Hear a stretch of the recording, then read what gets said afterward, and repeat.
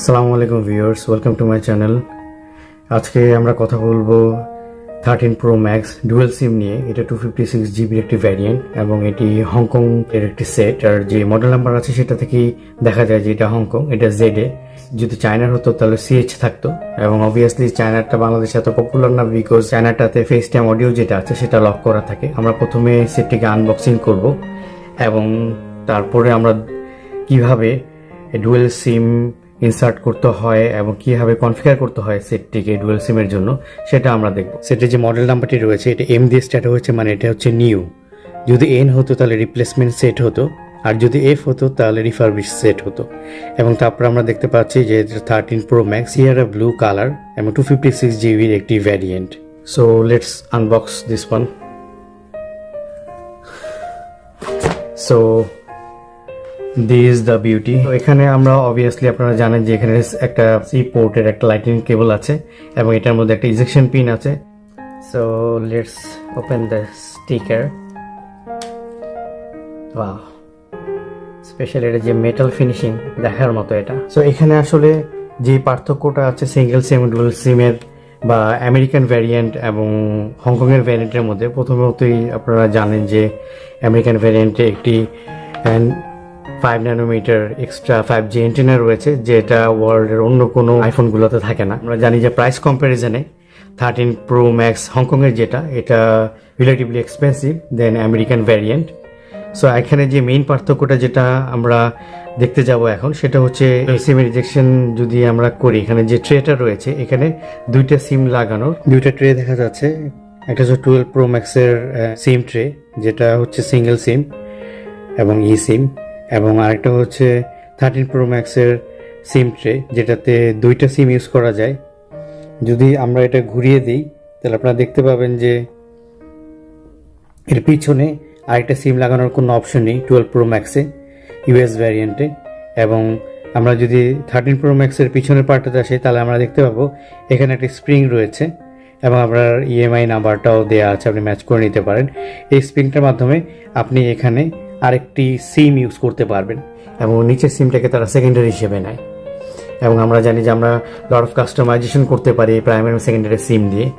আমাকে অনেকেই প্রশ্ন করেছে যে ভাইয়া, আমরা যদি আইফোনটাতে যদি আমরা ডুয়েল সিমের ট্রেটা ঢুকিয়ে দিই তাহলে কি হবে, তাহলে কি আমরা ফ্রিকোয়েন্সি পাবো? তখন আমি বললাম যে আসলে এখানে ডুয়েল সিমের জন্য তো দুটো পিনও আছে দুই সাইডে, যেটাতে করে আপনার দুটা সিমকে তারা রিড করবে ফ্রিকোয়েন্সি পাওয়ার জন্য। দুটা চিপস যেটা আছে এটা একমাত্র হংকংয়েরটা দেওয়া হচ্ছে, বাকিগুলোতে নেই। সো আমরা চাইলেও সেটা আসলে পারবো না। এখন আমরা 13 প্রো ম্যাক্সের সিম ট্রেতে দুইটা সিম লাগাবো। দ্বিতীয় সিমটা আছে ওইটা আমরা আগে লাগিয়ে নিব। স্প্রিংটাকে ধাক্কা দিলে পিছনেটা আরাম করে ঢুকে যায়, বসে গেছে, এটা খুলে পড়ে যায় না। এবং অপোজিটেরটা জাস্ট বসিয়ে দিলে সুন্দর মতো বসে যায়। আমরা দুইটা ফ্রিকোয়েন্সি বার দেখতে পাচ্ছি আলহামদুলিল্লাহ। যে সিমটা আমার উপরে আছে ট্রের, সেটা কি সে প্রাইমারি হিসেবে নিবে এবং নিচেরটাকে সেকেন্ডারি হিসেবে নিবে। তো আমি যে সিমটা আসলে ট্রের নিচে দিয়েছি এটাকে আমি প্রাইমারি হিসেবে সিলেক্ট করতে চাই। সো আমি এটার নাম দিলাম প্রাইমারি, বের হয়ে গেলাম, এবং এটার নাম দিলাম সেকেন্ডারি। এবং আমার ডিফল্ট লাইন আমি প্রাইমারিকে নিলাম, এবং আইএমএসএস ফেস টাইমের জন্য আমি আমার প্রাইমারি সিমটাকে, যেটাকে ট্রেন নিচে আছে আসলে, এটাকে সিলেক্ট করেছি। এবং মোবাইল ডেটার জন্য আমি প্রাইমারিটাকে সিলেক্ট করলাম। So continue. Face ID select করতে বলছে, আমি পরে করব। এখন একটা পাসওয়ার্ড দিতে বলছে,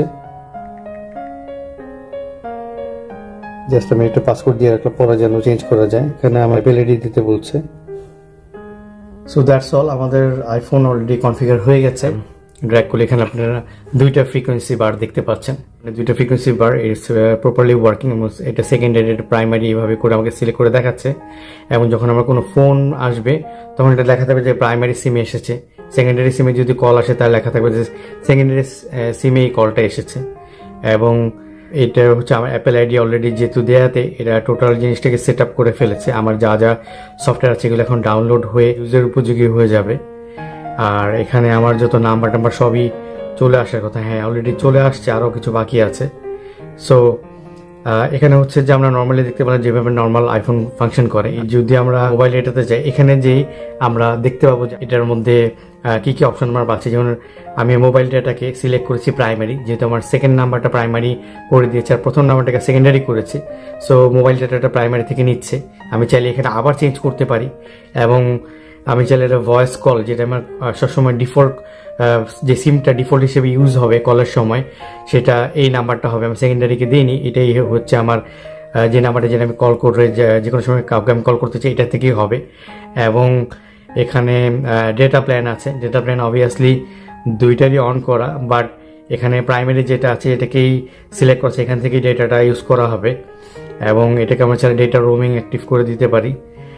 আর এখানে যে সফটওয়্যারগুলো ইন্টারনেট ইউজ করবে, ওয়াইফাই হোক বা সিম কার্ড থেকে হোক, ইউজ করতে পারবে। এবং পার্সোনাল হটস্পট, যেটা আমার সিম থেকে যে ইন্টারনেট সেটা শেয়ার করা, সেটাও এখান থেকে করা যাচ্ছে।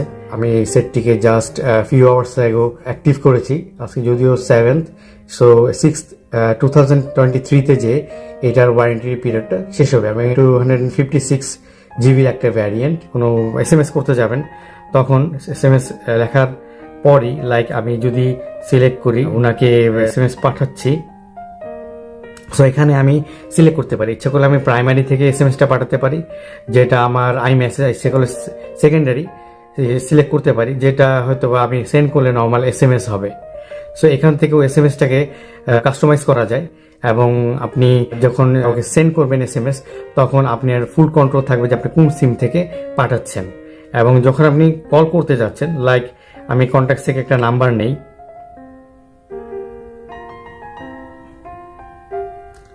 আমি এই নাম্বারটাতে কল করতে গেলাম, তো এখানে প্রাইমারি সিম কিন্তু দেখাচ্ছে যে আমরা এখানে প্রাইমারি সিম দিয়ে এখানে ডিফল্ট সিম হিসেবে আছে। কিন্তু আমি এখানে চাইলে এটাকে চেঞ্জ করে আবার সেকেন্ডারি সিম, একটা ইন্ডিভিজুয়াল কন্ট্যাক্টসকে আমি সেকেন্ডারি সিম থেকেই কল দিব, এভাবে তাকে সিলেক্ট করে দিতে পারি।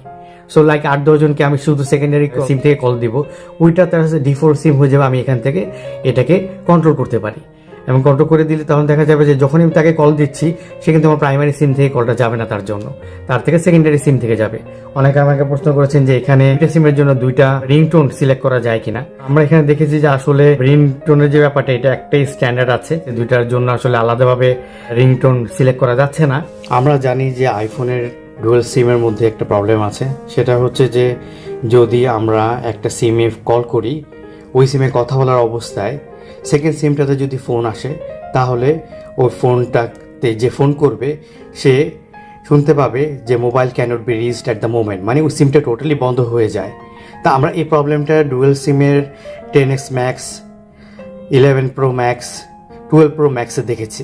তা আমরা এখন দেখব যে 13 Pro Maxেও সেম প্রবলেমটি আছে কিনা। তা আমরা এখন 13 Pro Maxটার মধ্যে কল দেবো একটা নাম্বারে, আমরা দেখব যে সেই সিমটাতে কল থাকা অবস্থায় আরেকটা যে সিম রয়েছে সেটার, এই মোবাইলটার মধ্যে, সেটার মধ্যে কল দিয়ে কল ঢোকে কিনা, যেটা স্যামসাংয়ের মধ্যে আমরা পাই। আমরা কল করেছি, আমরা 13 Pro Maxের মধ্যে কলটা করেছি। এখন আমরা 13 Pro Maxের সেকেন্ড যে নাম্বারটা আছে সেটাতে কল দিব, এবং আমরা দেখবো চেক করে যে সেটাতে ফোন ঢুকছে কিনা।